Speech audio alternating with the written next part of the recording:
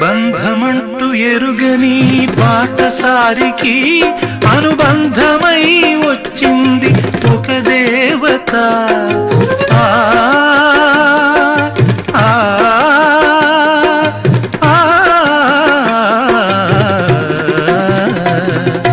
బంధమంటూ ఎరుగని బాటసారికి అనుబంధమై వచ్చింది ఒక దేవత.